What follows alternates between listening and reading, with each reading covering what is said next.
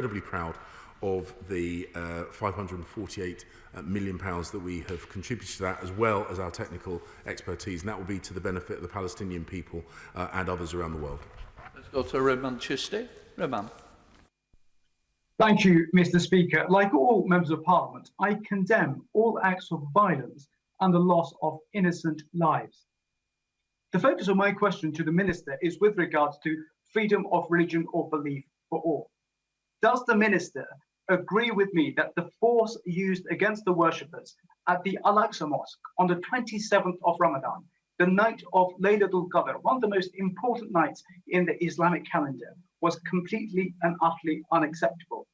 And in light of the United Kingdom's commitment to human rights and freedom of religion or of belief for all, I know the Minister has raised these matters with the Israeli authorities, but can you assure the House that you will continue to raise these with the Israeli authorities to ensure that all individuals can practice their faith freely and openly in the holy city of Jerusalem? And with that, can the Minister ensure that freedom of religion or belief and human rights is put on the G7 presidency agenda later this year? Minister. I thank my honourable friend, and I pay tribute to the work that he's done with the freedom of religion or belief. He is right that violence against worshippers of whatever faith is unacceptable. As I've said, it is important that that policing is particularly sensitive around the holy sites of the religions in Jerusalem, and particularly so during religious festivals like the holy month of Ramadan. We have made that position clear with the Israeli authorities, and we will continue to make that argument in our bilateral conversations with them.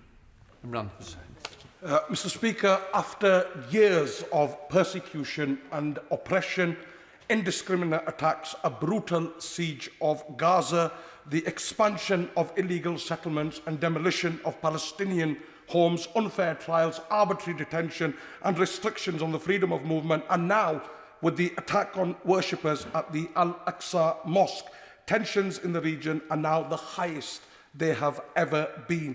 And I join others in condemning the escalation in violence and the loss of life.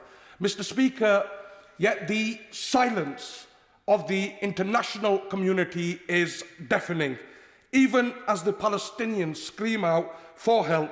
So I have to ask the Minister, how many times will we come back to this House to debate the persecution of the Palestinians, and when will the international community finally wake up?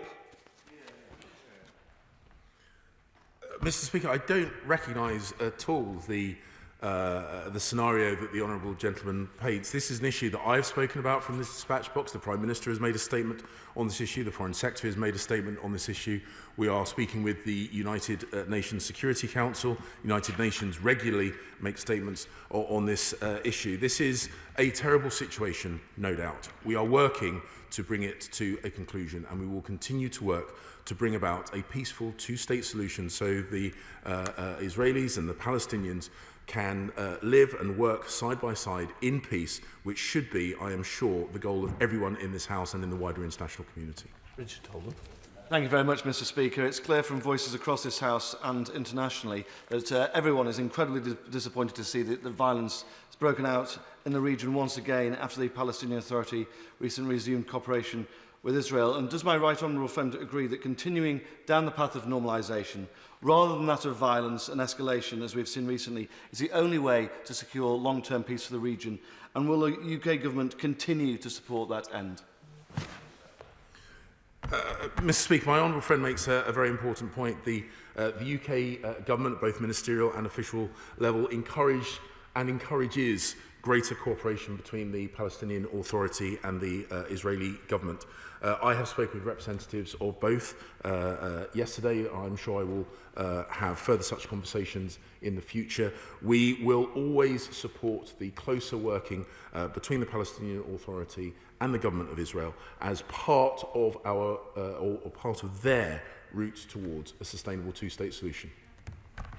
Let's go to Andy Slaughter. Andy. Thank you, Mr. Speaker. If the Foreign Secretary will take action on ethnic cleansing in Xinjiang, why not in Sheikh Jarrah? If the UK government will impose sanctions for the occupation of the Crimea, why does it allow trade with the illegal settlements in the occupied Palestinian territories? The Minister rightly condemns the killing of children in Gaza and Israel. Does he recognise that these war crimes spring from an unlawful occupation, and will he now give his full support to the investigation of the International Criminal Court? Mr. Speaker, I don't think it's at all helpful to try and imply that there is a commonality between the examples that he gave and the situation that we see in Israel and the occupied Palestinian territories. He will know that where we have criticism of the Israeli government, we have a strong enough relationship that we are able to air those criticisms, whether it be from the dispatch box here or in terms of our bilateral conversations. We will continue to work towards a sustainable, peaceful two-state solution. That remains the UK government's goal, and that will be our focus once we have helped bring this current conflict to a conclusion. Thank you, Mr. Speaker. In the last few days, I've been contacted by hundreds of constituents concerned by the proposed evictions in Sheikh Jarrah, the activities outside the Al-Aqsa Mosque, and the events we've seen in the last 36 hours. Could the Minister reassure them and me and the whole House that the government will use the full power of its diplomatic network to de-escalate the immediate issue and then bring both sides back to peace talks, because that's the only way that we can prevent events like this happening again? Mr. Speaker, the Al-Aqsa Mosque is one of the most holy sites in Islam, and Jerusalem has the privilege of being the home of a number of the holiest sites in the Abrahamic religions. Therefore, the policing of Jerusalem needs at all times to be sensitive, as I say, particularly so during the holy month of Ramadan. I can assure him and others that the UK government will work tirelessly to bring about a conclusion to this, so that we no longer have to see the distressing images that we have seen in Jerusalem, in other parts of Israel, and that we no longer have to hear about fatalities. Thank you, Mr. Speaker. As others have said, I condemn the violence wherever it comes from and feel very strongly that those responsible for that violence should be held to account. The Minister has spoke about bringing an end to the hostilities. There have been 4 wars in Gaza since 2000, and no one has been held to account from any side. So bringing an end to the current hostilities is not enough. The underlying problem of nobody being held to account, the demolition orders in Sheikh Jarrah, are only the tip of the iceberg. The status quo is not really the status quo. There is a third of Palestinian homes probably under threat, according to the UN, of demolition orders in the Jerusalem area. These issues need addressing before we could move to a two-state solution. Does the Minister agree with me that those engaged in violence from any side should know there will be a day of reckoning and consequences for their actions? And what will the British government do, in line with the international community, to ensure this happens? The Honourable Lady is right that we should focus on bringing about a speedy resolution to the conflict. As I have said, the rocket attacks from Gaza are unacceptable, they are unjustified, they are completely illegitimate.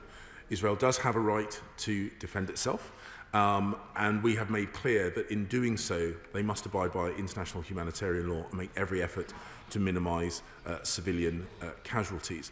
Ultimately, the two-state solution is, in our assessment, the best way of bringing about lasting peace for the people of the region, and that will continue to be a priority area for UK foreign policy in the region. Jack Brilliant. Thank you, Mr. Speaker. It's deeply upsetting that we are again witnessing such violence and division, especially when the Abraham Accords signed between Israel and Gulf partners last year showed that peace is achievable. So what discussions has my right honourable friend and the Foreign Secretary had with his Israeli and Gulf counterparts on how the current tensions can be de-escalated?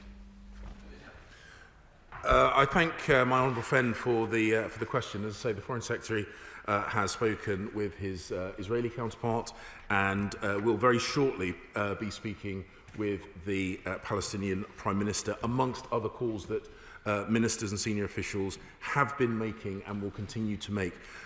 We will use our significant diplomatic strength to be a passionate and powerful voice for de-escalation and peace, and I am sure that many others in the international community will join us in doing so.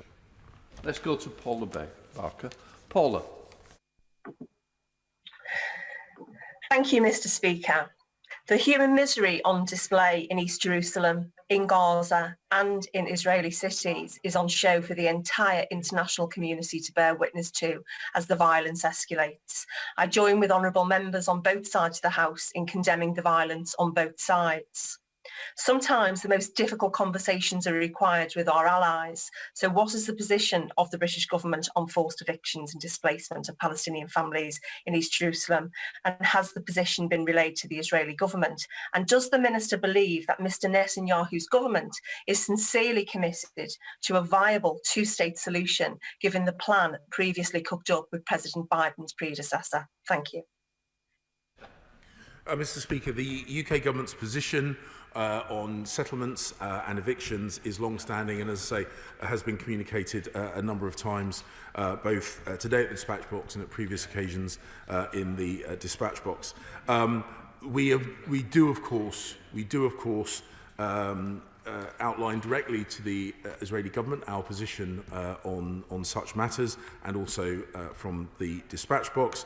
And we will work with the government of Israel and the Palestinian Authority and their regional friends and neighbours to work towards a sustainable two-state solution, which remains a priority UK foreign policy. Let's go to Jane Hunt. Jane. Thank you, Mr. Speaker. Many of my constituents have contacted me about the recent reports from Jerusalem, and I share their concerns about the ongoing violence and unrest. I therefore welcome the government's strong call for calm and de-escalation. Does my right honourable friend agree that this violence is completely unacceptable and that all sides must now come together to de-escalate tensions and achieve a peaceful resolution? Minister. The Honourable Lady makes a very good point that ultimately peace has to be something which is delivered by both sides, and we call upon everybody to step back from the situation, not allow it to escalate further, and indeed de-escalate so we can see an end to this conflict. We will work tirelessly to achieve that, both bilaterally and through multilateral fora. Mr. Speaker, the government's response to this and every other episode in Palestine is and are completely inadequate. The Palestinians have lived under brutalistic oppression and apartheid by Israel with the tacit consent of the West for too long. We've heard the plague on both their houses song too many times. Of course, we must condemn all violence on both sides. So in that spirit, can the Minister tell me whether he thinks it appropriate that the UK grant arms licences that sees UK weapons used in these indiscriminate Israeli attacks on civilians, including children? Mr. Speaker, the government takes its arms export responsibilities very seriously, and we aim to operate one of the most robust arms export licences in the world. And we consider all our export applications against a strict risk assessment framework and keep all licences under careful and continual review as a standard. Let's go to Andrew Selou. Andrew. Thank you, Mr. Speaker. And while there is never any excuse for firing rockets on civilians, wouldn't Israelis sleep more soundly at night if access to all the holy sites was maintained as agreed in 1967, free Palestinian elections were allowed in East Jerusalem, and Palestinians were not being evicted from their homes in Jerusalem? Mr. Speaker, as I've said, the UK's position on evictions is well known. It is incredibly important that worshippers have access to these very holy sites in Jerusalem. We have been supportive of Palestinian Authority elections, and we push for them to go ahead, including in East Jerusalem. Let's go to Janet Davey. Janet. Thank you, Mr. Speaker. What we're seeing in the news is absolutely horrific. Many constituents have contacted me in the last few days about the violence against worshippers during Ramadan, as well as the evictions in Sheikh Jarrah. Airstrikes on both sides must absolutely end, and I condemn this violence. As the occupying power, the Israeli government has legal obligations that it is not meeting. What is the UK government doing to ensure Israel adheres to international law? The Honourable Lady is right that violence against peaceful worshippers of any faith is unacceptable. We condemn, as I've said, the rocket attacks from Gaza, and we will continue to be a voice for calm and a voice for calm and peace in this region, and we'll work with international partners, and that does include at times having difficult conversations with some of our friends in the region, but we are unafraid of doing so when necessary. Thank you, Mr. Speaker. The violence and the loss of life is tragic, and it does need to stop. But isn't it the case that right under the noses of the international community, Hamas has been allowed to build a terrorist city-state in Gaza? They've diverted humanitarian resources into stockpiling missiles behind civilian buildings. Does my right honourable friend agree with me that it's wrong to draw some kind of phony equivalence between the actions and the aggression of terrorists and the sovereign right of a legitimate democratic government to defend its citizens? I wouldn't expect the Minister at the Dispatch Box or anybody else in our government to do anything other than what the Israeli government is doing to defend its citizens. Minister. My right honourable friend makes an important point that the military wing of Hamas is a prescribed terrorist organisation, and we have a policy of no contact with Hamas in its entirety. We completely condemn the rocket attacks from Gaza into Israel, and they are the actions of a terrorist organisation. As I said, Israel has the right to defend itself, but what we have said, and I have said this at the dispatch box and directly to representatives of the Israeli government, that in doing so, they must abide by international humanitarian law, and they must do everything they can to minimise civilian casualties. Let's go to Yasmin Qureshi. Yasmin. Mr. Speaker, the extensive expansion of illegal settlements in East Jerusalem, forced eviction of Palestinian families from their homes in Sheikh Jarrah, brutality against worshippers in the third most holy site in Islam and during Ramadan. This isn't about a clash between two equal sides. Until we discuss the root issue, we miss the entire context that fails to recognize that one side is an occupier and the other is occupied. Will the minister demand that the Israeli ends all the discriminatory and illegal practices that have actually provoked these current tensions? And what specifically will he do to ensure for accountability and for violations of international law, which have been going on for the last 50 years? Mr. Speaker, as I say, the UK's position on settlements and evictions is clear. I have spoken about it from this dispatch box today and in the past, and we've also had that conversation directly with the Israeli government. However, I would make the point there is no legitimacy, there is no justification for the indiscriminate rocket attacks from Gaza into Israel. Butler. Thank you, Mr. Speaker. Members of the Muslim community in Aylesbury are extremely distressed by recent events in East Jerusalem, describing this as a moment of deep anguish and sorrow. They want to see an immediate end to the eviction of Palestinians from their homes, as well as immediate and concrete progress towards a two-state solution. So does my right honourable friend agree that that is in fact the only way to deliver Palestinian self-determination, to permanently end the Arab-Israeli conflict and preserve Israel's Jewish and democratic identity, and that therefore his department remains committed to achieving that solution based on 1967 borders with agreed land swaps? Mr. Speaker, I think members in every part of this House and our constituents will have been deeply distressed by the images that we have seen in some of the most holy sites, as you say, not only in Islam but in Christianity and Judaism. It is in everybody's interest to de-escalate, to bring this current period of violence to a conclusion, and then, as he says, work towards what has been a long-standing UK government position of a peaceful two-state solution based on the lines with agreed land swaps through a political process. 27 withdrawn, so we're going to go to Steve Baker. Steve. Mr. Speaker, given how hard and fast this conflict escalated, and as we approach Eid, can I ask what will the government do specifically to encourage Israel to guarantee freedom of worship for Muslims at the Al-Aqsa Mosque?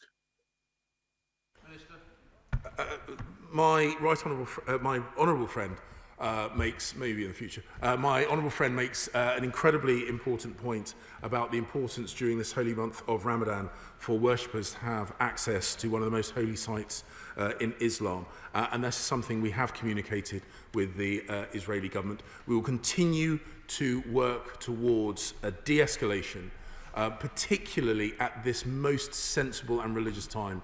That is a conversation that we have had recently, and we will continue to have both at ministerial and senior official level. Mr. Speaker, in 2018, I stood in Malfalson in the southern district of Israel, just on the edge of the Gaza Strip, and held in my hands the remains of a Hamas-engineered rocket fired into a playground of school children, with one intention only: to murder mothers and children doing what we have the freedom in this nation to do, raise our kids in peace. The horror in the Holy Land.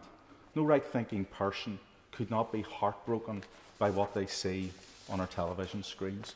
But isn't it the case, Minister, that Hamas will not negotiate with Israel because they want to murder Israelis and they want to obliterate the state of Israel off the map of the world?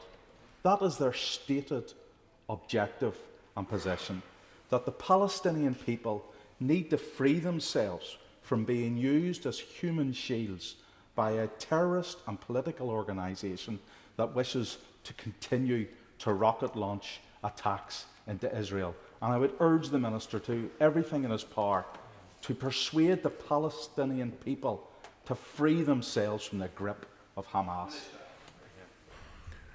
Mr. Speaker, the rocket attacks by Hamas, which, as I say, whose military wing is a prescribed terrorist organisation by the UK government, is completely counterproductive to the effort for peace, does harm to the Palestinian people.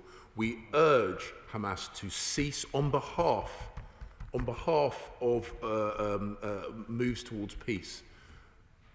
We urge them to stop these actions because it is completely completely counterproductive to peace and completely against the interests of the Palestinian people in Gaza and elsewhere. Imran Hamad Khan. Mr. Speaker, I'm deeply concerned by the escalating tension between Israel and Palestine, and we all here condemn the violence against civilians on both sides, whether that be the murderous missile attacks or what I consider the misguided attempted eviction of Palestinian residents in Sheikh Jarrah. Mr. Speaker, given that the missile technology employed attacking Israeli heartlands could only have come from Iran, does my right honourable friend agree with me that now is not the time to do a deal with Iran that rewards it for instigating further instability in the region, as well as violating its JCPOA nuclear commitments and its obligations under the Non-Proliferation Treaty? Is this not another reminder, where one needed, that we must not appease this dangerous regime? Mr. Speaker, I'm not able to speak on the point that he's made about the relationship between Iran, or the potential relationship between Iran and Hamas at this point.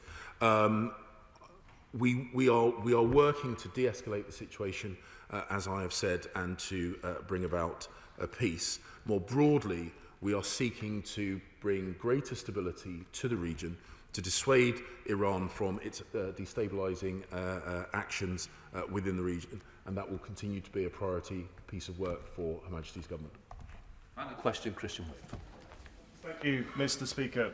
The events in Jerusalem have triggered emotive responses here in the UK, and we only need to look at the protest last night to see that. My constituents and others have seen in the past that when conflict erupts in the Middle East, The UK Jewish community is targeted by those wishing to import this complex situation onto our streets, our university campuses and online. So what does my right honourable friend say to those who seek to cause divisions between communities here in the UK? And will he join me in thanking the CST for all the work they're doing to keep the Jewish community safe?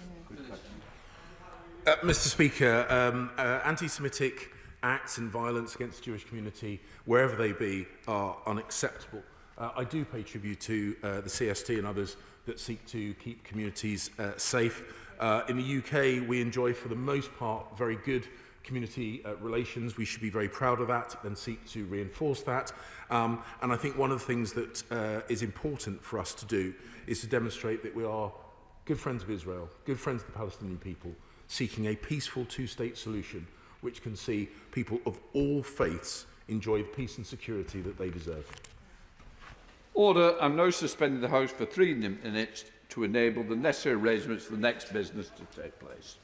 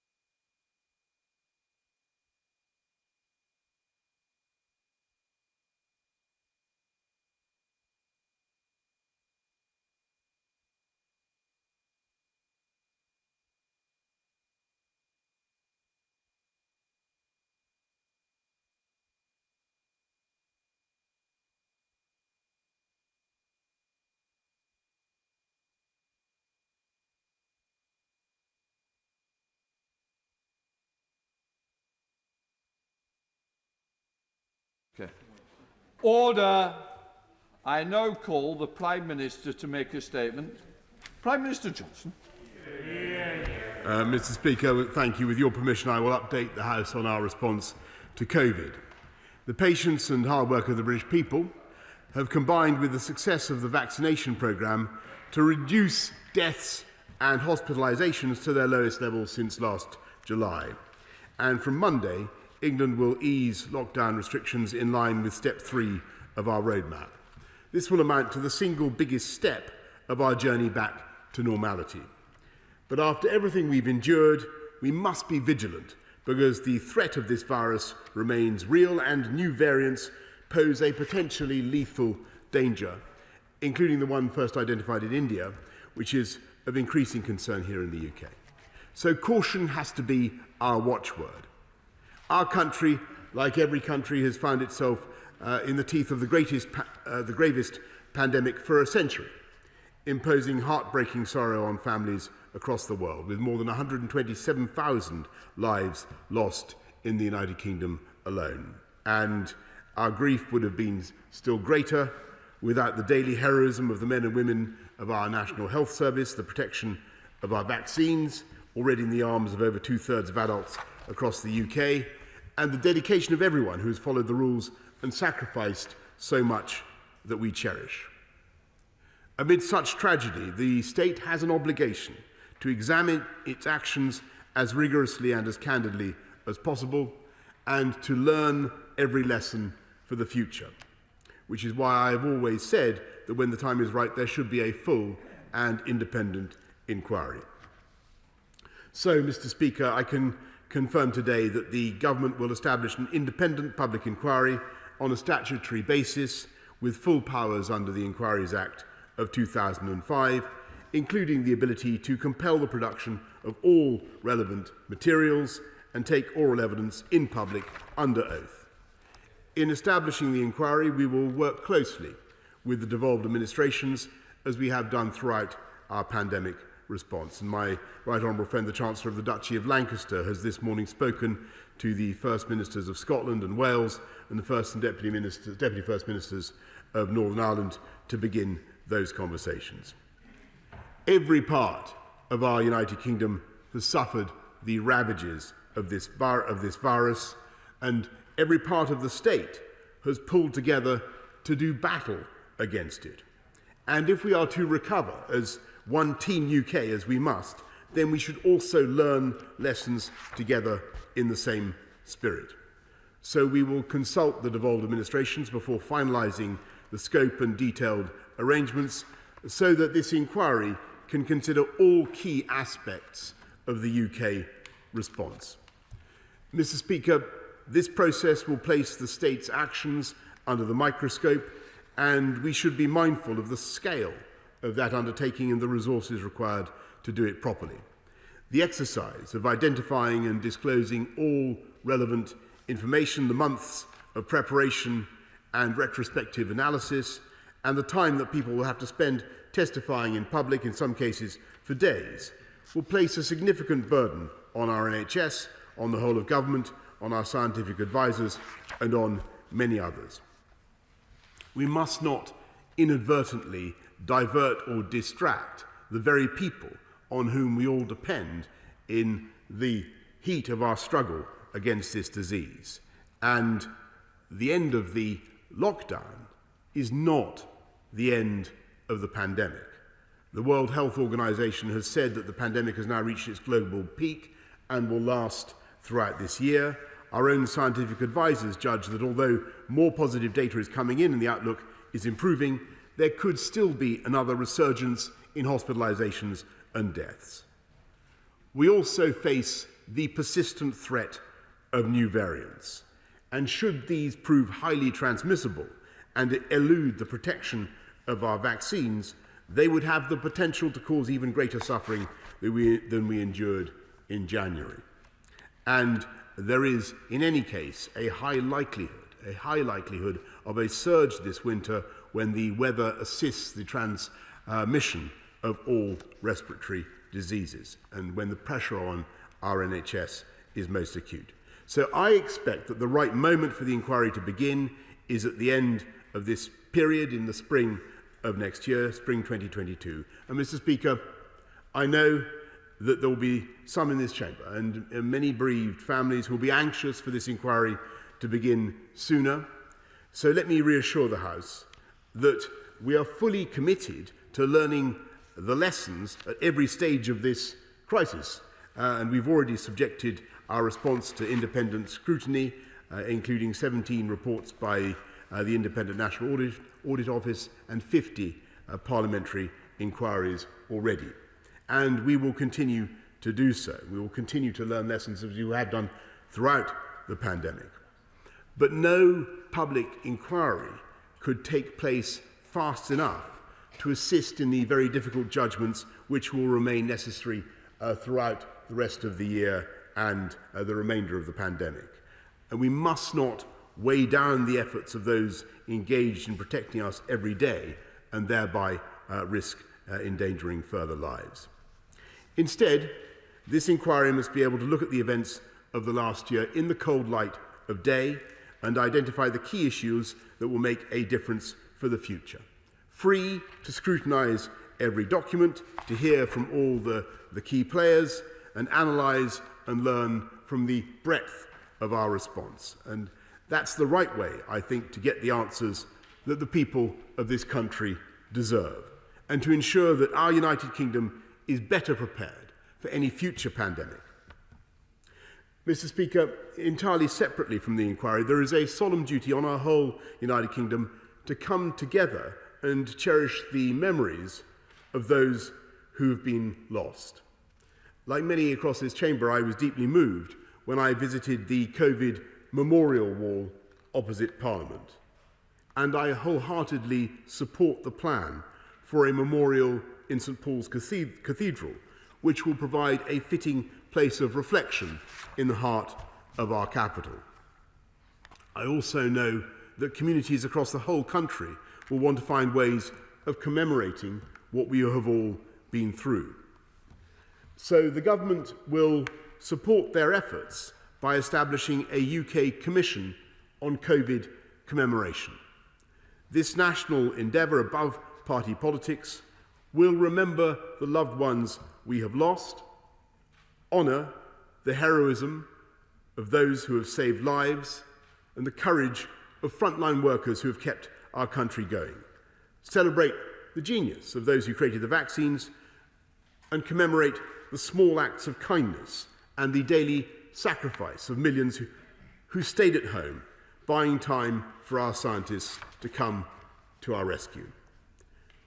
We will set out the Commission membership and terms of reference in due course. And in telling the whole story of this era in our history, we will work again across our United Kingdom together with the devolved administrations to preserve the spirit which has sustained us in the gravest crisis since the Second World War, resolving to go forwards together, Mr. Speaker, and to build back better, and I commend this statement to the House. I now call the Leader of the Opposition, Keir Starmer.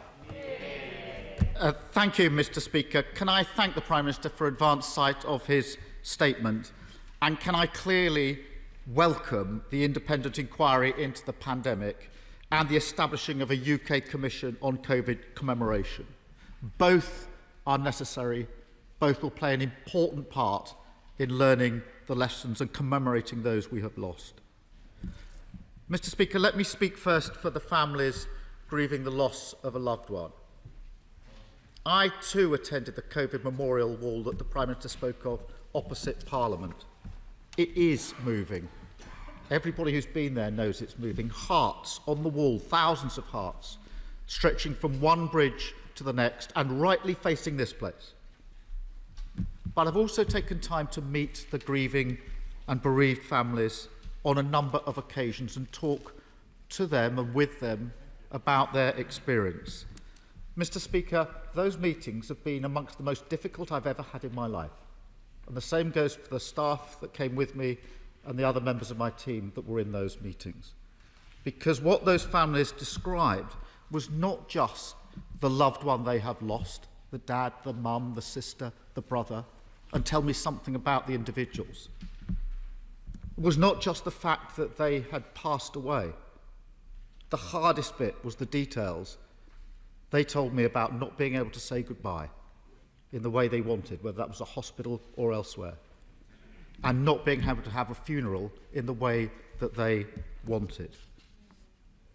It's very hard to hear some of those stories, and lots of those families have searing questions about what happened, the decisions, what went wrong, why what happened to their families. So it is good that the government is consulting the devolved authorities, of course it is.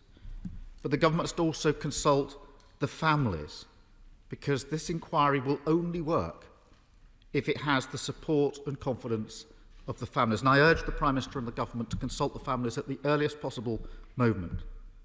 The Government should also consult those on the front line who have done so much, whether in the NHS, social care or other front lines that we've seen, because they too deserve answers to the very many questions that they have, and they have done so much in this pandemic. Mr. Speaker, the next question is timing. The principle is that the inquiry should be as soon as possible, as soon as possible. Now, I understand an inquiry, a statutory inquiry, will take time to set up. Of course it will. But why can it not be later this year? Why can it not start earlier? And I want to press the Prime Minister just on one particular point. The Prime Minister says the inquiry will start in spring 2022. Is that, Prime Minister, the opening of the inquiry and the beginning of taking of evidence, spring 2022, or is that starting work in setting up the inquiry? They're two very different things. Because if it's the latter, the inquiry won't then be for many months afterwards. So if it is to open, formally open, start taking evidence in the spring of 22, I'd be really grateful if the Prime Minister could make that clear. Then there's the question of the terms of reference. Obviously, that will take time. There will have to be consultation with the devolved administrations, again with the families and those on the front line, but crucially with this Parliament. This House needs to be involved in the question of what the terms of reference should be. There will be different views across the House, and they need to be heard, because this has to have the confidence of all in this chamber. And all relevant questions must be asked and answered. And that must, of course, include the decisions made in the last 14 or 15 months, all of the decisions made. But there are wider questions of preparedness and resilience, particularly of our public services, that need to be asked. And, Mr. Speaker, there are reasons why the pandemic hit those in overcrowded houses and insecure work hardest. They need to be addressed as well, and no inquiry that doesn't address those questions will give the answers that many deserve. Finally, Mr. Speaker, there's the question of who chairs the inquiry. Again, this is too early, but I would say this, that the wider the engagement on that question, the wider the likely support for the inquiry. What we need is an independent inquiry which has the full support of everybody, so that its conclusions bear real authority. That will be achieved with the widest embracing of the terms of reference and the chair of the inquiry. But, Mr. Speaker, let me be clear, I do welcome this inquiry, and we will play whatever part we can to make sure that this works well and gets the answers to the questions. And again, we do support the Commemoration Commission, and will work on a cross-party basis to ensure that that is fully the sort of commemoration that the families and others who've lost through this pandemic feel is appropriate. And that should, of course, be on a cross-party basis. It is above politics, and rightly so. Thank you, Mr. Speaker. Mr. Mr. Speaker, I thank the Right Honourable Gentleman for his support for both the measures announced today, for the Commemoration Commission, and also for the inquiry. And he asks some entirely justifiable questions about engagement with the bereaved, with those who've been on the front line, about the areas in which the inquiry will want to be focusing, all the background to the growth of the pandemic. And I have no doubt that when it is set up, the inquiry will certainly be looking at all of those, and will be making sure to have the widest possible consultation and engagement. I just think the House should understand that I feel personally very, very strongly that this country has been through a trauma like no other. It is absolutely vital for the sake of the bereaved, for the sake of the whole country, that we should understand exactly what happened. We should learn the lessons. Obviously, we've been learning lessons throughout, but we need to have a very clear understanding of what took place over the last 14 months. I think we owe it to the country to have as much transparency as we possibly can. And I think we owe it to the country to produce answers within a reasonable timescale. Mr. Speaker. And I'm sure that the House will want to see that as well, though clearly that will be a matter for the chair of the inquiry in the terms of reference when they are set up. But it is my strong view that the country wants to see a proper, full, and above all, an independent inquiry into the pandemic of the last year. I must repeat my point to him that I do think that the timing that we've set out is the right timing.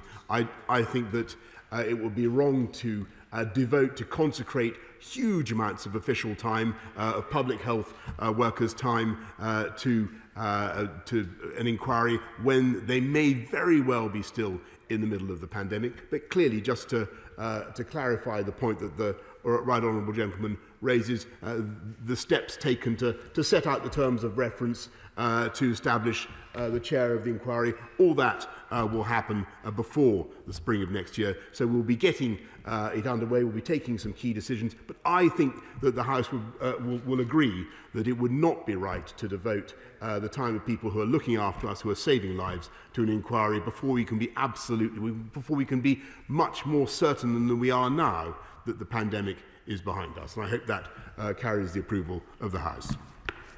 Let's go to Caroline Noakes. Caroline. Thank you, Mr. Speaker. Primary care networks have done an incredible job rolling out the vaccine, but GPs and practice nurses need to return to their surgeries and their patients. And as my right honourable friend has said, we have to anticipate a difficult autumn and winter. What reassurance can he give that there will be capacity in the system for second jabs, potentially for booster jabs in the autumn, and the annual rollout of the flu jab? My honourable friend raises a very important point, particularly about the flu jab, because as she will know, there wasn't much of a flu pandemic over the last winter period. We're worried about people's levels of resistance to flu, but we have the capacity, and we will also have the capacity for the booster jabs as well. Come to SNP spokesperson Kirsten. Thank you, Mr. Speaker. And let me begin by thanking the Prime Minister for an advance copy of his statement. I was interested to hear the Prime Minister committing to an inquiry. He'll be aware the First Minister already committed to this, and of course the devolved administrations have tailored their decisions to their needs. I do think all of us can feel a sense of optimism, the feeling that after such a difficult year things are edging towards some normality. And the simplest of things, hugging a loved one, have never felt so important after a year of restrictions, and have never, as he said, seen people suffer so much. The vaccines have generated the hope people are feeling now, and that hope is within touching distance. But, Mr. Speaker, just as the hope is fragile, so is the economic recovery. The Prime Minister has just spoken of lessons and answers and timing. This morning's ONS figures demonstrate the depth of the plummet that's been experienced by the economy, and equally show the scale of the recovery needed. That's why the glaring omission of an employment bill from yesterday's Queen's speech was so shocking, a clear signal of a UK government with no recovery plan. So today, let me ask the Prime Minister 3 specific questions on concrete measures that would help kickstart the economy and help those still in need. Firstly, will his government reverse its rigid plan to suddenly end the furlough scheme in September, which will result in a damaging cliff edge for millions of workers? Secondly, there's another damaging cliff edge due in September with the planned Tory cut to the lifeline of £20 universal credit uplift. Is he really still planning to rip that lifeline away from the most vulnerable when they most need it? And finally, as people re-enter the workplace, will the Prime Minister commit to supporting legislation led by my colleague, the member for Paisley and Renfrewshire North, that would finally ban the disgraceful practice of fire and rehire of workers? Mr. Speaker, the entire programme of this government is dedicated to ensuring that we go from jabs to jobs, as I said yesterday in the Chamber.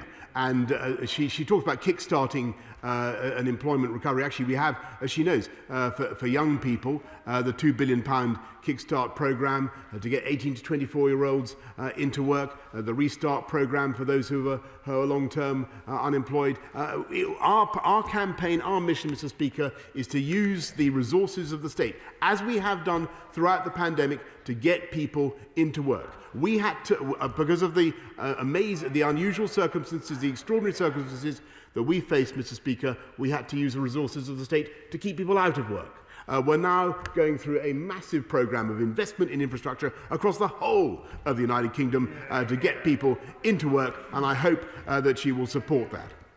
Andrew Mitchell. Thank you, Mr. Speaker. The whole House will welcome the tone and the content of what the Prime Minister has said today, and in particular his proper commitment to the transparency of the inquiry, learning everything we can from the past. If I may just make this point to him, there are 3,500 people across my constituency who are involved in the hospitality sector, and many businesses have invested their own money in making COVID adaptations to ensure the safety of their customers when they return. Given the very sensible roadmap that he has outlined, will he emphasise the increasing role of personal judgment and common sense rather than government fiat, as greater normality returns, and with it, of course, our hugely valued and much cherished civil liberties? I thank him very much, and as he knows, the hospitality sector in Sutton Coldfield, which I know from my own to be wonderful, will, like the rest of the hospitality sector across the country, be able to open up in full on Monday, including indoors. And as we go forward, we hope, and I can't see any evidence, Mr. Speaker, to contradict this, we hope that we'll be able to open up fully from June the 21st, though people will still clearly need to exercise caution and common sense in the way they go about their lives, because the virus, I'm afraid, is still going to be present in our lives for a long time to come. Thank you very much, Mr. Speaker. The public inquiry is very welcome and desperately needed so that the public can understand why the UK has suffered one of the highest death tolls in the world. So it is critically important that this inquiry is properly independent and has the confidence of the public, including the bereaved families of the over 127,000 people who so tragically lost their lives. Consulting with those families once the inquiry is started is too late. So will the Prime Minister today commit to urgently meeting with the Covid-19 bereaved families for justice to consult with them both on the chair and the terms of reference for the inquiry? Mr. Speaker, I can certainly reassure the Honourable Lady that the inquiry will be fully independent, and that the bereaved and other groups will be consulted on the way it's set up, and I meet representatives of the bereaved and indeed bereaved families regularly, and will continue to do so. Jeremy. Thank you, Mr. Speaker. I welcome the announcement on the public inquiry and the timings. The Prime Minister will know that the Science and Technology and Health and Social Care Select Committees are doing their own inquiry, which is hoping to report in July. So the government will have an early chance to learn immediate lessons, but it would be crazy to ask ministers and officials to spend time with lawyers and going through emails and texts and WhatsApps when we want their entire focus to be on the pandemic. As we seek to support the NHS going forward, the additional 50,000 nurses pledges are very welcome. But does the Prime Minister know we also have shortages in nearly every single specialty for doctors? And is this not now the moment to overhaul our long-term workforce planning for the NHS so that we can give the public confidence that we really are training enough doctors for the future? Yes, absolutely, Mr. Speaker, and a distinguished former Health Secretary will, I'm sure, know that there are now 50,000 more people working in the NHS this year than there were at the same time last year, including, I think, about 11,000 more nurses already and 6,700 more doctors. But we're going to get even more, Mr. Speaker. Mr. Speaker, can I thank the Prime Minister for his statement, in particular for those who have lost family members.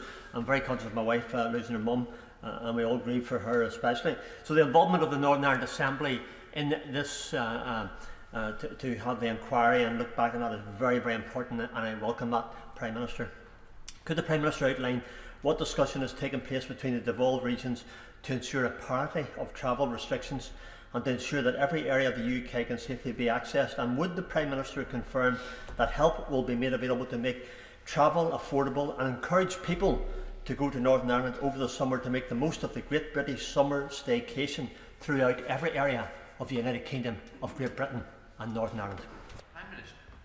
I thank him for his excellent question, and we, of course, consult regularly with all the DAs about making sure that travel can continue to flow freely through our United Kingdom. And he makes a superb point about the attractions of Northern Ireland as a holiday destination. I hope people take him up on his point. Let's go to Suzanne Webb. Suzanne. Thank you, Mr. Speaker. Prime Minister, may I start with thanking you for coming to visit the good residents of Stourbridge last week. Cars stopped, horns were honked, and people came out in their droves to say thank you for the success of the vaccine rollout.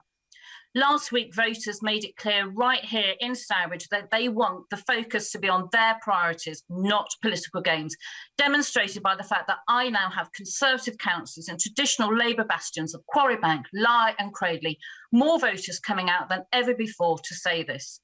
Does the Prime Minister share my hope that the members opposite will now act constructively with this government so it can deliver on their priorities as we build back better? Minister. I'm very grateful to Margaret, and I much enjoyed my trip to Stourbridge, and she's entirely right in what she says. And to get back to the point I was making, the honourable lady from the Scottish National Party, I think that the agenda that we have is right for the country. This is the right time to build back better with the colossal programme that we have, the investments that we're making. But we've also got to learn the lessons from the pandemic, Mr. Speaker, and that's why we're setting up the inquiry in the way that we are. Let's go to Andrew Gwynn. Andrew. Thank you, Mr. Speaker. I welcome the Prime Minister's statement and particularly his commitment to an inquiry at the appropriate time.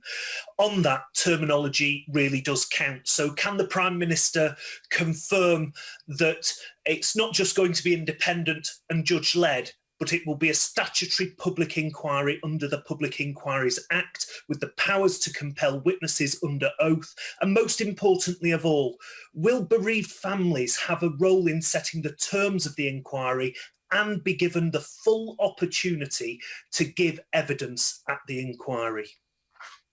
I wouldn't like to accuse the honourable gentleman I admire greatly of missing my opening statement, but of course it will be a full public independent inquiry under the terms of the 2005 Act, and of course it's right that the bereaved, along with many other groups, should be consulted about the terms of reference. Thank you, Mr. Speaker. I welcome the Prime Minister's statement, especially that the inquiry will be independent.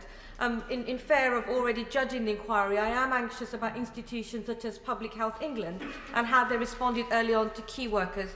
And I hope the inquiry will also congratulate the fantastic doctors, nurses and volunteers who helped roll out over 1.5 million vaccines in Sussex. And I'm incredibly grateful for all the staff in Uckfield, Crowborough and Howsham. But the Prime Minister can do two things immediately for my care homes in my constituency. One is, at the moment, if you want to reside in a care home, you have to spend 14 days isolated in your room. Can the Prime Minister look again at that isolation period, because it is so impactful on the physical and mental health of residents? And the second is this: the care homes have taken such a big hit. Can we consider a short financial package to support them so they can support our loved ones throughout this period? Thank you. My honourable friend is totally right to raise the work of care homes. We've put repeated investments into, and I think another £1 billion went into supporting care homes throughout the pandemic. But she's also right to raise the very painful questions of visiting and the ability of care home residents to leave their care home safely. And Mr. Speaker, there we have to balance the risks to them as well. We've tried to, as you know, to increase the number of visitors they can have, and we hope very soon that greater freedoms will be possible. Cat Smith. Thank you, Mr. Speaker. Can the Prime Minister reassure the House that the terms and reference of this inquiry will include those suffering from long COVID, including diagnosis and treatment and support for those that will be no doubt suffering for a foreseeable future? She makes an excellent point, and I'm sure the chairman of the inquiry will want to consider that as we set up the inquiry in due course. But I certainly don't exclude that long COVID could be something that the inquiry will want to look at. Dr. Kieran Millen. Thank you, Mr. Speaker. The Prime Minister's talked powerfully about the importance of economic recovery now. And for those of us that supported the lockdown, I think it's incumbent on us to get behind that in however we can. If we get it wrong, we'll pay the cost of the pandemic twice over. Tomorrow, a report will be released describing the opportunities of geothermal investment for our economy, potentially creating over 1,000 new jobs and £100 million of investment by 2025. New jobs, new technologies, that's the key to getting our economic recovery on track. Will the Prime Minister give the report his personal attention and agree to meet with me and other MPs that are getting behind this important new industry? Mr. Speaker, I'm very excited and interested by his geothermal plans, and they sound good to me, and we are certainly investing in that kind of technology. You know, 22 billion into just pure R&D. We're putting in record sums for this country, and I'm sure that geothermal could be part of the mix of our green industrial revolution, Mr. Speaker. Alan Brown. Thank you, Mr. Speaker. Does the Prime Minister agree that the inquiry is going to have to look at the original decision-making process, which failed to control borders, delayed the lockdown while talking about herd immunity, look at the appointment process for Dido Harding to head up the track and trace system, and also look at the billions of pounds worth of PPE contracts awarded to Tory chums and friends? And will he confirm that the inquiry will have the powers to call all electronic communications between government ministers and the Tory chums that got contracts? Speaker, without in any way accepting the premises of his questions, I can certainly confirm that it will be a full public inquiry under the 2005 Act with full powers to compel evidence. Jonathan Gillis. Thank you, Mr. Speaker. I congratulate the Prime Minister on his statement and the announcement that my right honourable friend announced that step 3 of our roadmap to recovery will go ahead as scheduled on the 17th of May.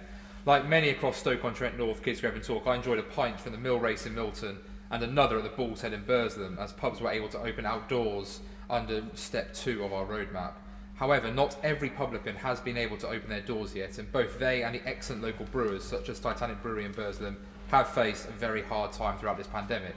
So will my right honourable friend create a new draft beer duty rate to provide targeted support for breweries and pubs throughout the UK, which is only possible since leaving the European Union, recognising the importance pubs play in our local communities?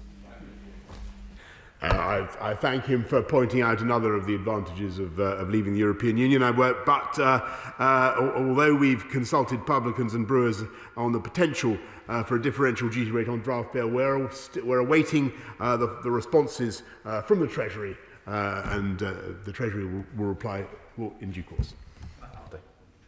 Thank you, Mr. Speaker. An 11-year-old girl called Mary caught COVID in December 2020. Her family used to describe her as bouncing off the walls and full of energy. She loved sport and was excited about starting secondary school in September. Now she is fatigued, lethargic, she walks with a stick and she can only attend school part-time. The doctors are baffled because she had no underlying health conditions and she seems unable to recover. Please can the Prime Minister help me find the family the expert advice and support that Mary needs and provide urgent resources for children suffering with long COVID in Hollands riding? I thank her for raising the case of Mary, and I'm very sorry to hear about her suffering. If she would be kind enough to write to me about her, I will see what I can do to make sure that we get the right answers from government and see what we can do to get her the medical help she needs. Let's go to Elliot Colburn. Elliot. Thank you, Mr. Speaker, and I warmly welcome the Prime Minister's statement today. I know from speaking to Carshalton and Wallington residents that they are particularly concerned as we emerge from the pandemic about backlogs in elective surgery, cancer treatments, and looking after the mental health of those who have struggled in lockdown. So can my right honourable friend assure me that these will be front and centre of our plans for the NHS as we emerge from the pandemic? Prime Minister. He is quite right to raise that issue, and I can tell him that we've already invested considerably in mental health, and mental health support, mental health youth ambassador, but we will continue to do more. And I think I said in the press conference on Monday, this is Mental Health Awareness Week, and people who have been struggling during the pandemic really should not hesitate to seek help. Let's go to Steve McCabe. Steve. Thank you. When does the Prime Minister expect pregnant women and others advised to seek an alternative to the AstraZeneca jab to be able to book one without being passed from pillar to post? Well, Mr. Speaker, to the best of my knowledge, everybody is getting the jabs when they're asked to come forward. If he has a particular cases where people are worried about the time when they're going to get a jab, whether it's AstraZeneca or Pfizer or Moderna or another one, I'd be very grateful if he would send me the details, and we'll see what we can do to sort it out. Let's wander up to Mark Logan. Mark. Thank you very much, Mr. Speaker. And a high prevalence of the Indian variants, amongst the highest infection rates in the UK at 150 plus per 100,000. Can the Prime Minister join me in pushing for most of Bolton to be vaccinated ASAP? He's making a very good point about the rates of infection amongst the B1617.2 variant, as I think we should probably call it. At the moment, the cases are looking as though they're about 860 or so, but there may be more. It may be more transmissible, Mr. Speaker. It may be considerably more transmissible. We're looking at all the potential solutions for the surges we're seeing in Bolton and elsewhere, including the one he describes, though that's not top of the list at the moment. Thank you very much, Mr. Speaker. The Prime Minister says in a statement that the public inquiry, which I certainly welcome, will put the state's actions under the microscope. Now, the Prime Minister is, of course, the First Lord of the Treasury, and he has said many times before that this government has put its arms around people financially. Can you tell us why, therefore, people on legacy benefits did not get the extension of the £20 uplift that people in universal credit got? Prime Minister. Mr. Speaker, this country has done everything it can to support people throughout the pandemic, and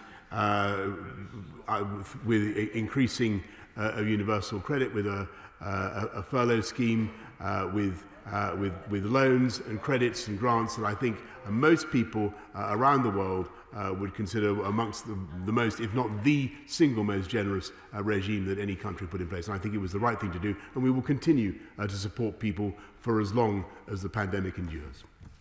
Let's go to Sir Robert Neal. Sir Robert. Thank you, Mr. Speaker. Reference has already been made to the unfortunate impact that the lockdown had upon treatment for other medical conditions. As the Prime Minister has seen, the Stroke Association report, Stroke Recoveries at Risk, that demonstrates starkly how unhappily every aspect of stroke aftercare and rehabilitation has been impacted by the lockdown.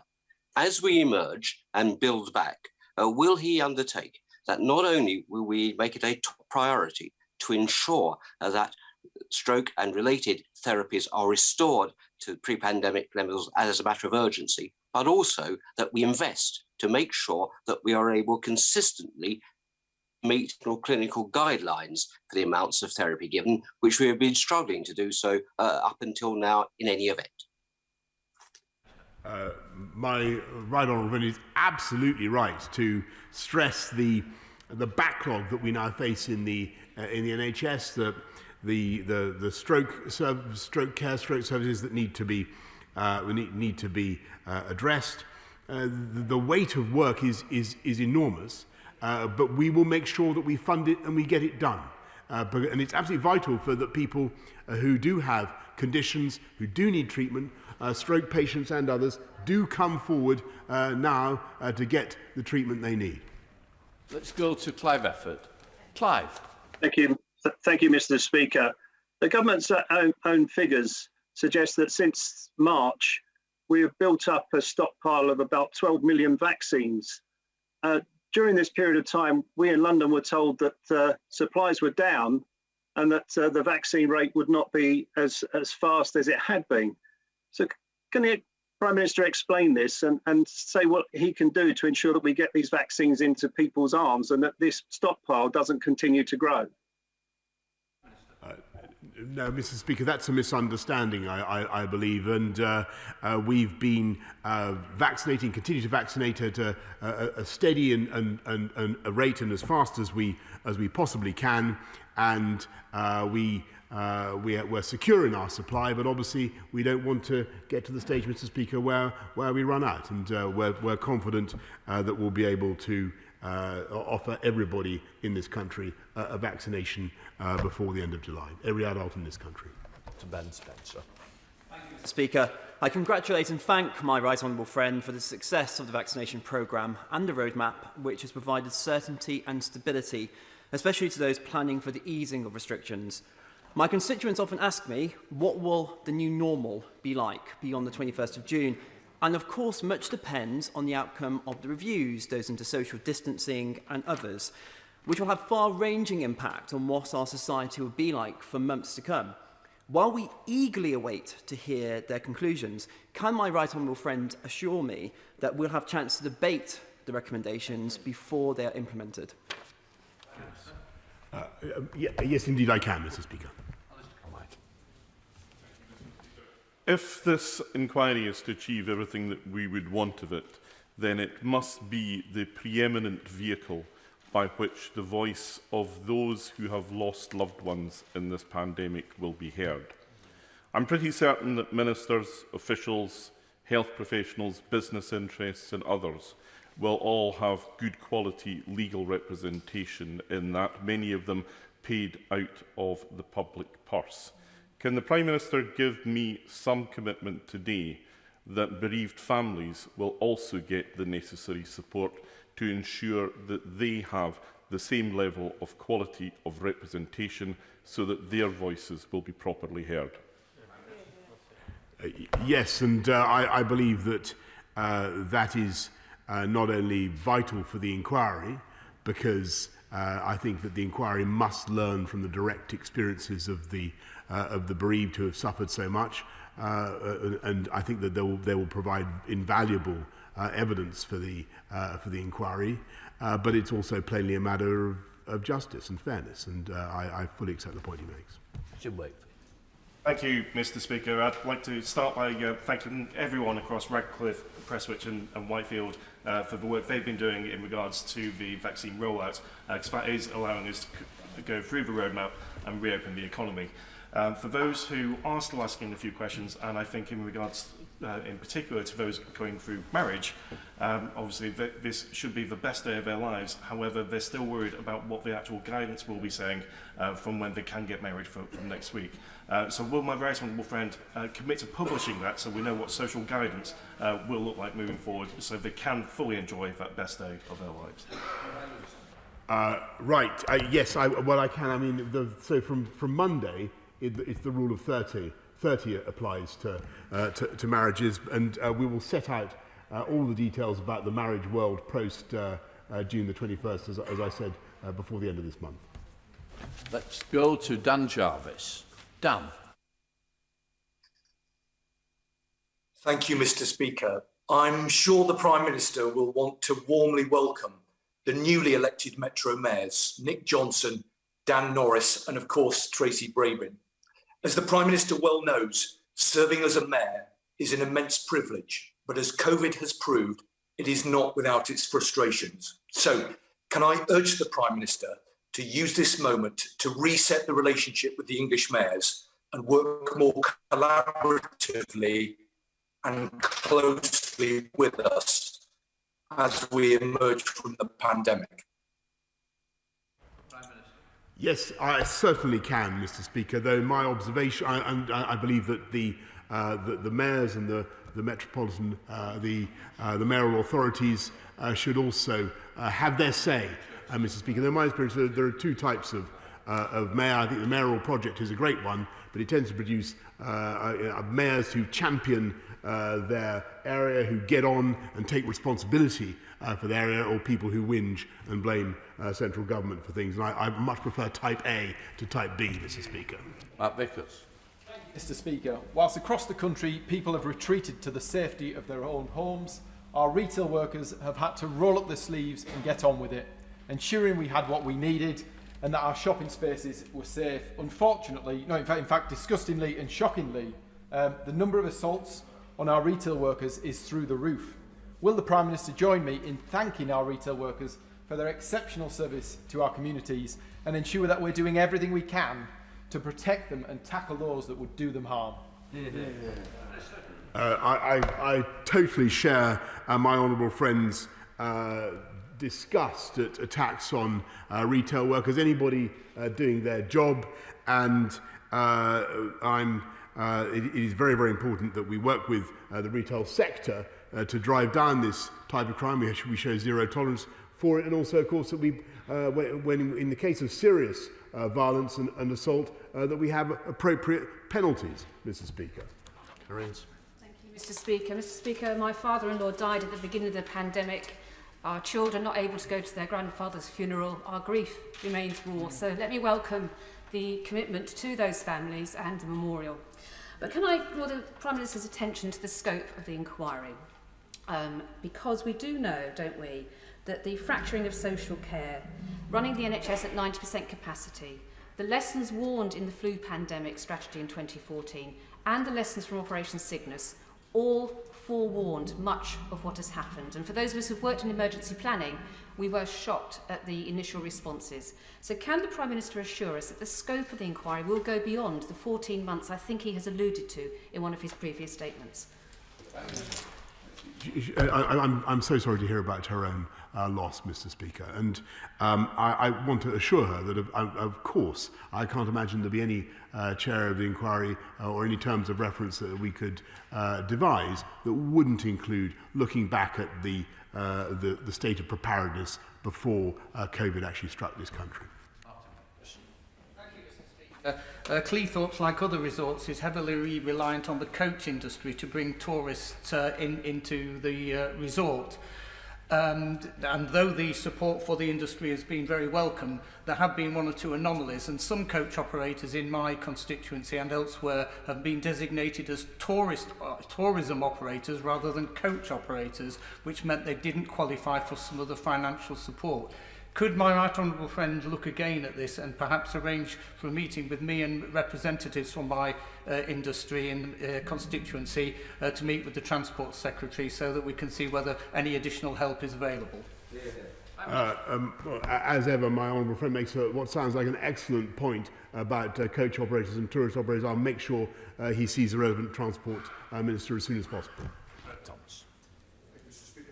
Nurseries are a vital part of community infrastructure, helping our youngest get a better chance at a good start to life and making it easier for parents to go to work. Given that over 300 shut their doors for good in February and March, will the Prime Minister publish a COVID recovery plan for nurseries and early years providers to help them get them back on their feet? Mr. Speaker, we'll be publishing a very comprehensive plan for educational recovery very shortly. Stephen Mack. Thank you, Mr. Speaker. Can I welcome today's announcements of both an inquiry and the memorial?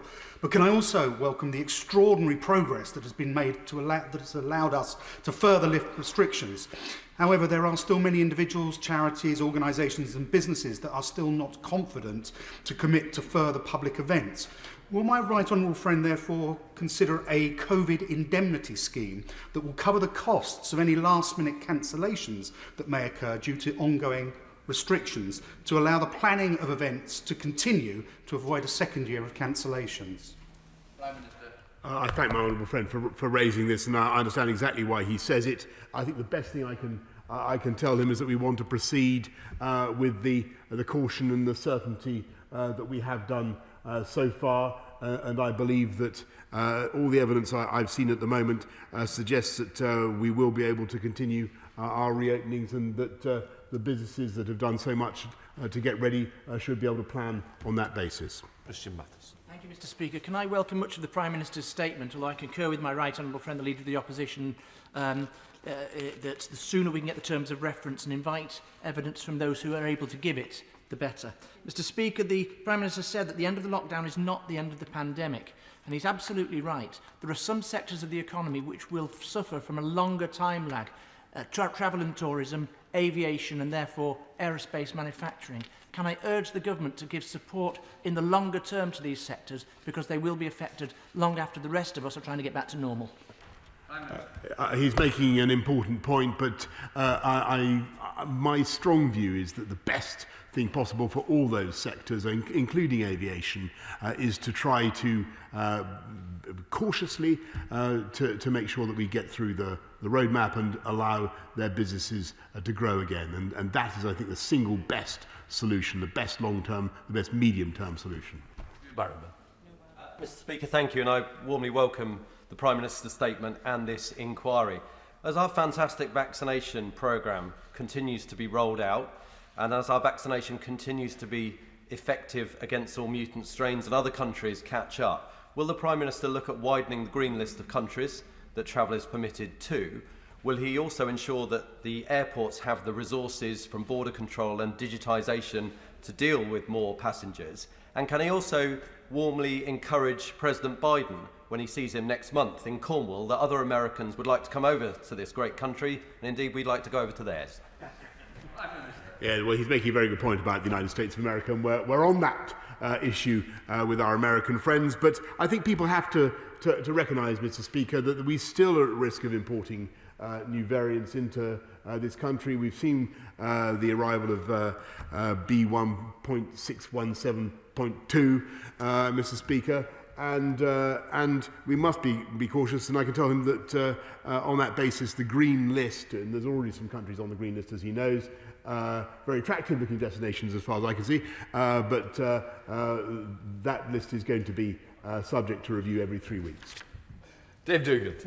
Many thanks, Mr. Speaker. Last summer, COVID was almost fully suppressed in Scotland, and on current trends, it looks like we're heading in that direction cautiously again. However, as international travel reopens, I know that many in my constituency are very concerned about new strains entering the country. So while our First Minister has welcomed the UK Government's current very cautious approach to travel, she won't sign up to any plans that might put Scotland's progress at risk. So will the Prime Minister confirm today what happens in the event that devolved nations' strategic ambitions are at odds with the UK Government's? How is compromise in that scenario reached that isn't simply England's way or the highway?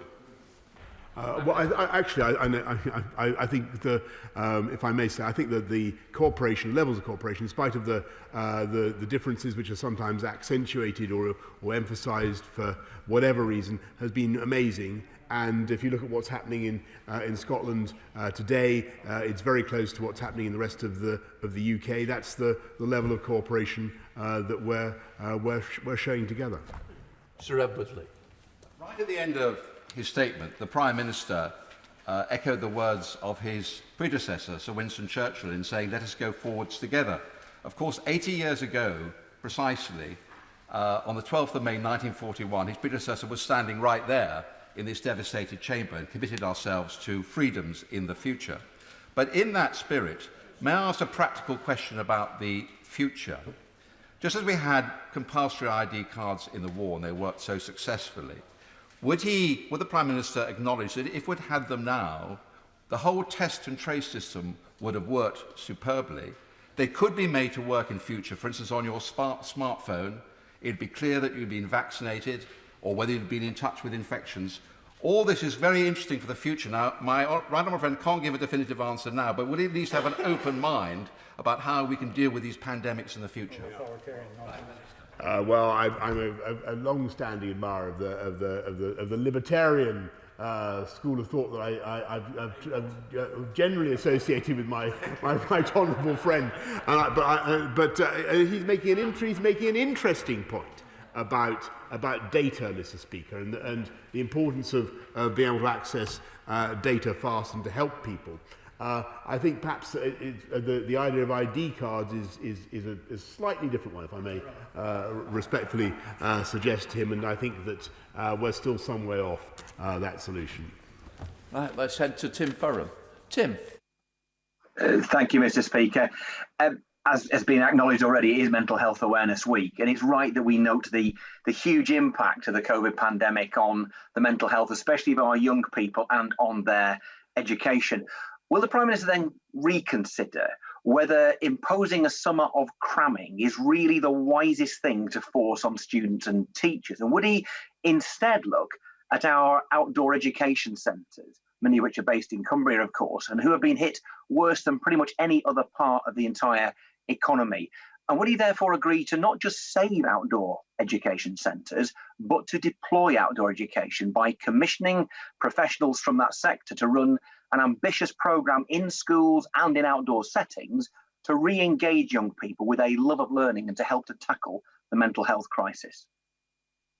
Well, Mr. Speaker, I don't think a summer of cramming is exactly how I would describe the programme for educational recovery that we have. It's very generous, it's broad-based, it's intended to help students, pupils, kids across the whole spectrum of abilities and to help them to make up the detriment to their learning. But can I say how warmly I welcome Cumbria's outdoor education approach, the alfresco learning that he supports. It sounds magnificent to me, Mr. Speaker, and I think it should be replicated across the entire country. And I look forward to hearing more about it. Mark. Mr. Speaker, I can just say to the Prime Minister that other venues are available, and the Forest of Dean would be fantastically keen to join in offering itself for outdoor education for children across the United Kingdom. I welcome what the Prime Minister said about being able to say more at the end of this month about relaxing all restrictions by the 21st of June, and he'll know I'll welcome that. But can I just take him to what he said in his statement about the winter? It's inevitable, I think, that we'll see an increase in COVID, as with other respiratory viruses, and there will be some increase in hospitalisations and deaths, although because of our incredible vaccination rollout and the effectiveness of our vaccines, that will be at a much lower level and one that will not overwhelm the National Health Service. So can he confirm that work is underway in government to make sure that even with that small increase because of the success of our vaccinations, that we'll learn to live with the consequences of COVID as we do with flu, and we won't need to shut down the country again in the winter?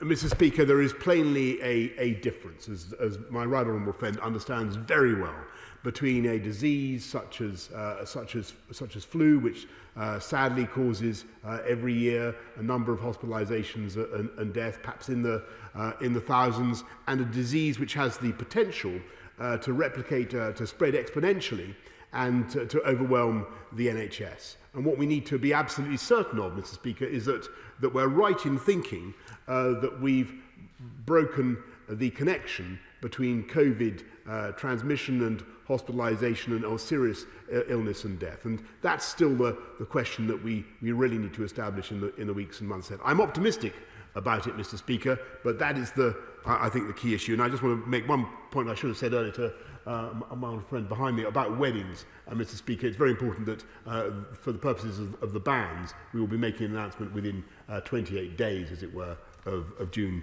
the 21st, if you follow me, Mr. Speaker. Let's go to Afzal Khan. Afzal. Mr. Speaker, the Israeli government made the decision not to vaccinate more than 4.5 Palestinian citizens in Gaza and the West Bank, leaving this responsibility to the occupied territories' under-resourced healthcare system. Only several thousand Palestinians have been vaccinated, in contrast to the 4.2 million Israelis.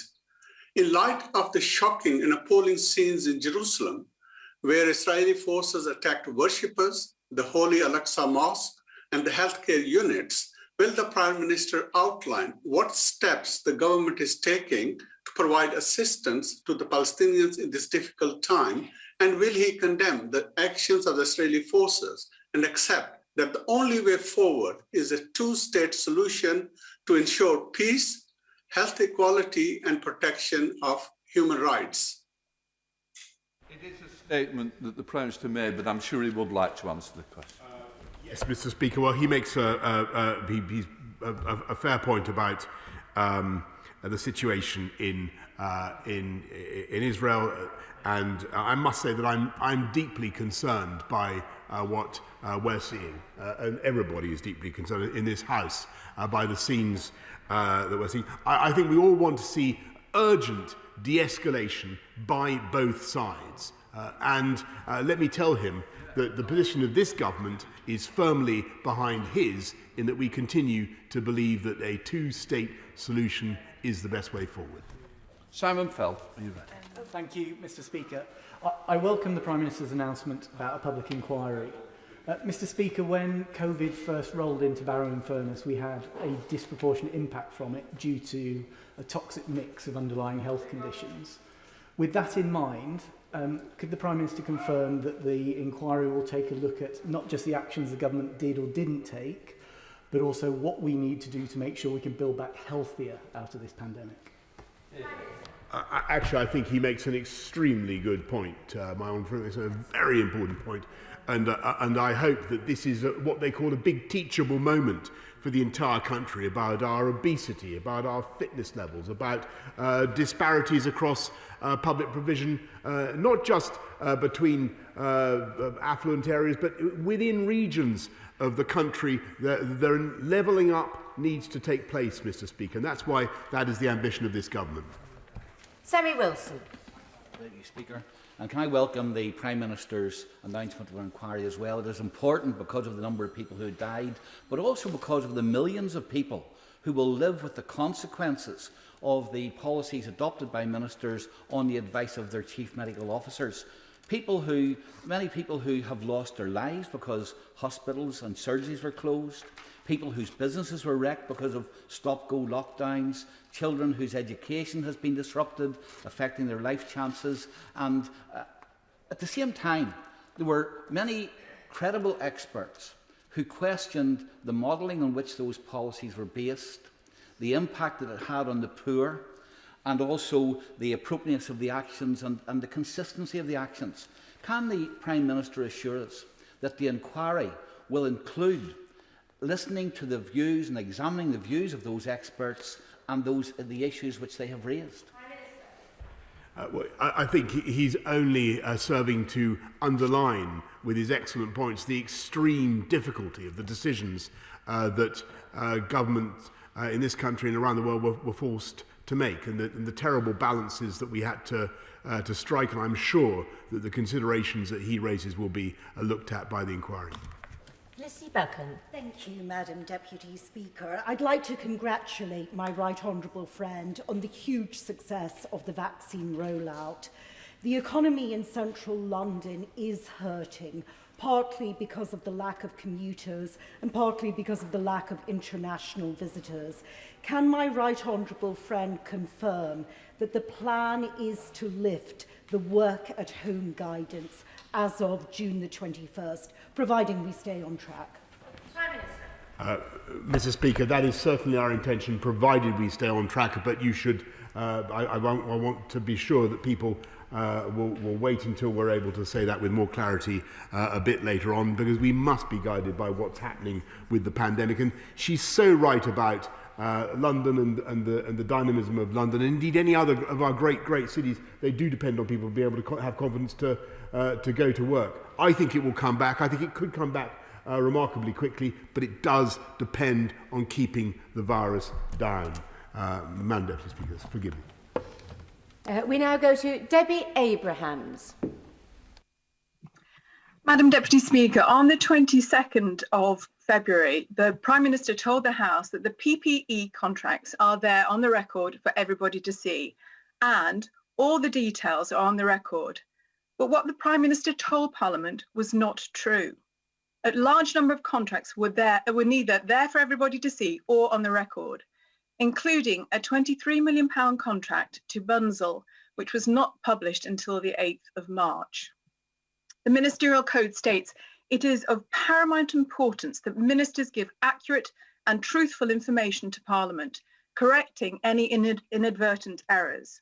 So will the Prime Minister finally apologise to the House and the country for this misleading statement and ensure that the government's procurement practices during the pandemic are in the scope of the COVID inquiry?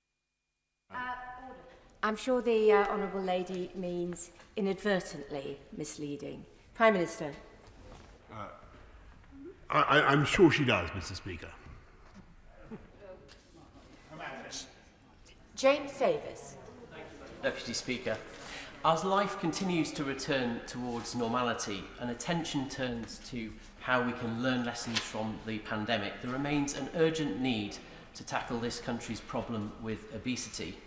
Following the Queen's speech, what reassurances can my right honourable friend give me that the government will continue to pursue this agenda with vigour? Yes.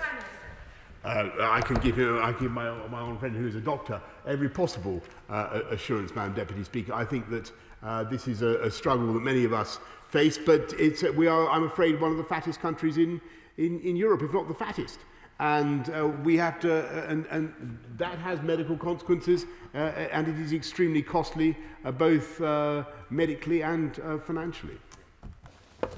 We now go to Rachel Maskell. Thank you, Madam Deputy Speaker. In November, the Prime Minister, in response to my question on funding for charities through COVID-19, said in this chamber, and I quote, "We will be doing much more over the winter to support the voluntary sector." He has delivered nothing, absolutely nothing over the winter. Now 10 billion in debt, tens of thousands of jobs have gone, charities are scaling back and closing, and our communities are suffering. So will he tell the House why he made that empty promise and what he will not just say, but do to support our charities now at this critical time? Madam Deputy Speaker, we've had huge support for businesses of all kinds, premises, cuts in business rates, Madam Deputy Speaker, cuts in VAT, furloughing, and the single best thing we can do for charities is getting non-essential retail opened again as we did, and allowing our economy to come back. And I think that the British people give huge amounts to charity. We're one of the most generous countries in the world, and I've no doubt that instinct has been there throughout this pandemic and will continue. Now go to Jason McCartney. Thank you, Madam Deputy Speaker. The NHS in Kirklees has now given over 50% of people who have been vaccinated their second dose. Will the Prime Minister join me in thanking our local NHS, GPs, community pharmacies, and the wonderful volunteers at my local Honley Vaccination Centre who have all played a magnificent part in this superb effort, which now means we can proceed to the next step of the roadmap on Monday? Yes, Madam Deputy Speaker, I want to thank everybody who's been involved in the vaccine rollout, and particularly those at the Honley Vaccination Centre. Rachel Hopkins. Thank you, Madam Deputy Speaker. The Public Administration and Constitutional Affairs Committee published a report last September that recommended the government should announce the inquiry into the response to the coronavirus immediately to allow time to set up the Secretariat and other administrative functions, which should mean it could start taking evidence early next year. So that was 8 months ago. So I wish to support the comments made by my honourable friend, the Leader of the Opposition, that the statutory public inquiry should be set up as soon as possible before spring 2022. So may I also seek the assurances from the Prime Minister that a key element of the terms of reference will be to investigate why there was a disproportionate impact on our Black, Asian and other ethnic minority communities, and that any chair of the inquiry has an expert reference panel that is diverse and has community leaders involved?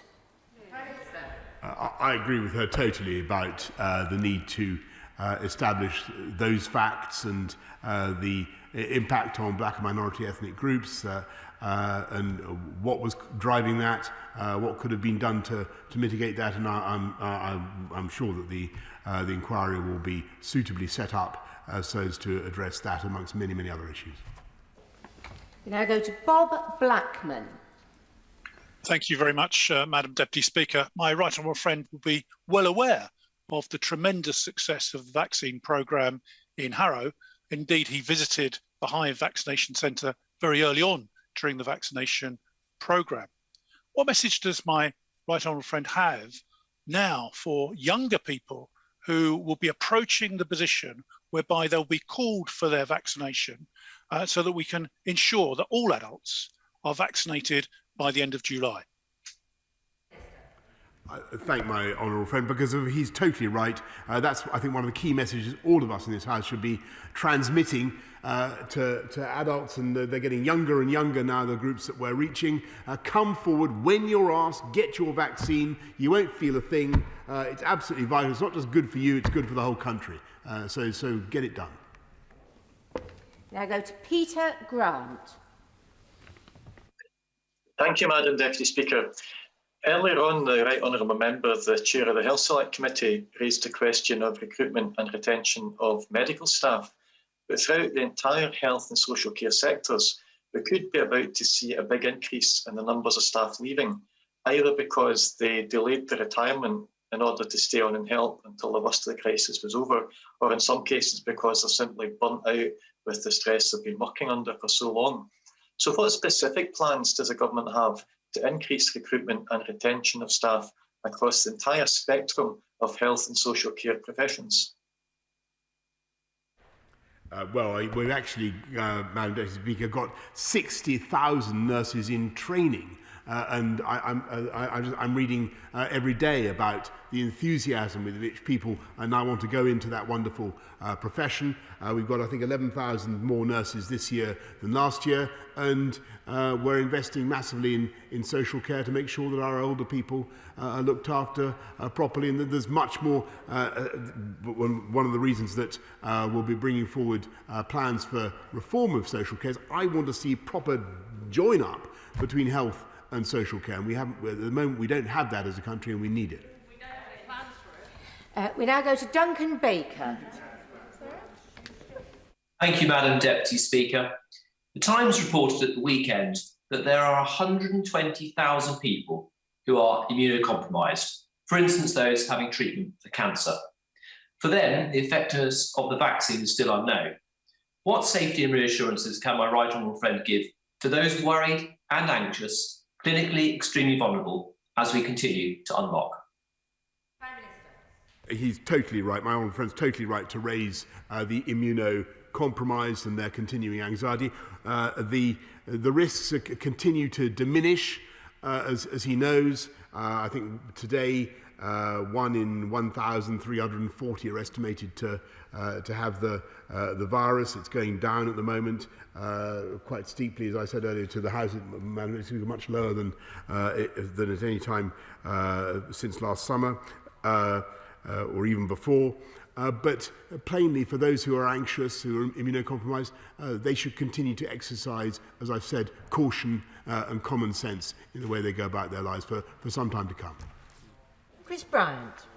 COVID has left tens of thousands of people in this country with problems which are remarkably similar to a brain injury.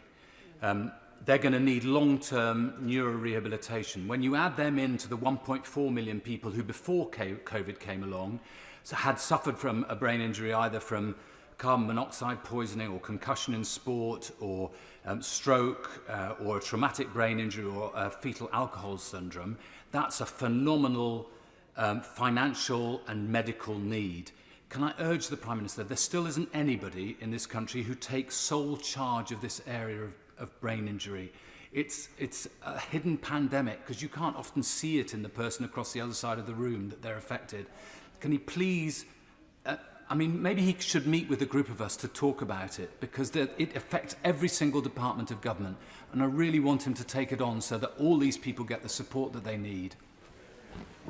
I'm really grateful to him, and I know that he was going to raise this with me yesterday. I hope he forgives me for not. I hope he forgives me for not allowing him to intervene, but entirely inadvertently. But he's raising an extremely important point. I believe that not only brain injury, he's right to raise 1.4 million, but also a brain cancer is an area that is too often neglected in our system, may fall through the cracks, and I certainly undertake to get him the meeting that he needs, whether it's with me or the relevant minister. I cannot currently promise, but he will get the meeting he needs.